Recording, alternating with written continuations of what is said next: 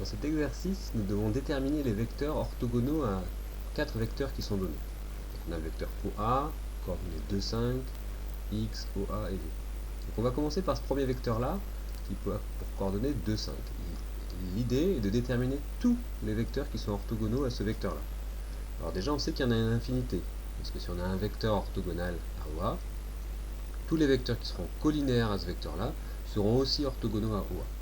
Donc on va les chercher sous la forme OM. On posera X et Y, les coordonnées du point M. Comme on veut que OM et OA soient orthogonaux, eh bien on doit avoir que le produit scalaire entre OM et OA est nul. Le produit scalaire correspond à 2 fois X plus 5 fois Y égale 0. Donc on obtient cette équation-là, qui est une équation à deux inconnus, il n'y en a qu'une seule équation. Donc on sait qu'on va avoir soit pas de solution, soit une infinité de solutions. Ici, on le sait d'avance, ce sera une infinité parce qu'il y a une infinité de vecteurs orthogonaux au vecteur OA. Donc je peux poser par exemple isoler y et dire que y égale moins 2 cinquièmes de x. J'aurais pu aussi isoler x et le donner en fonction de y. Une fois que j'ai ça, et bien comme il y a une infinité de solutions, je peux fixer par exemple x à 1. Donc là on a tous les vecteurs qui sont de cette forme-là. Si je fixe x à 1, j'aurai le vecteur 1 moins 2 cinquièmes. Donc tous les multiples du vecteur 1 moins 2 cinquièmes seront les vecteurs orthogonaux au vecteur OA qu'on avait au départ. Même moyen de résolution dans la deuxième question, je vais poser un vecteur avec deux coordonnées x et y qui sont inconnues, et puis je vais chercher pour quelle valeur de x et de y le vecteur OM scalaire x sera égal à 0.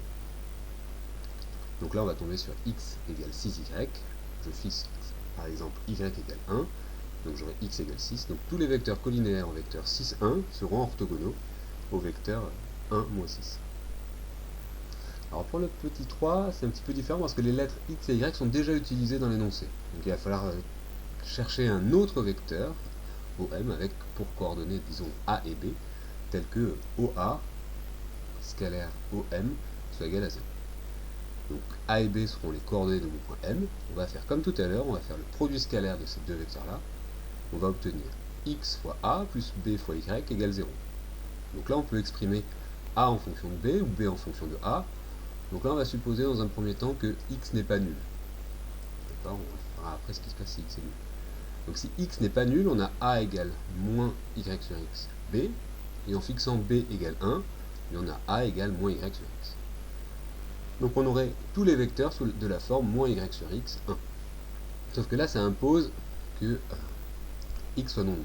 On peut aussi poser b égale moins x, dès le départ, pour pouvoir avoir le x qui va s'annuler ici.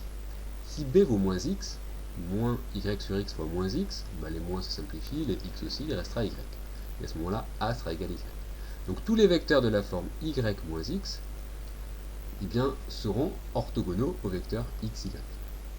D'accord, j'ai juste utilisé les lettres a et b pour ne pas manipuler les mêmes inconnus x et y qui sont donnés dans l'énoncé, et pour pouvoir ensuite retomber sur mes pattes. Dernier point, le quatrième vecteur, bah c'est x 3x. Donc là, pareil, on ne va pas pouvoir utiliser la lettre x qui est déjà prise. Donc je vais faire pareil, je vais appeler a et b les coordonnées du point M. J'ai le produit scalaire qui est nul. J'exprime a en fonction de b ou bien b en fonction de a, peu importe.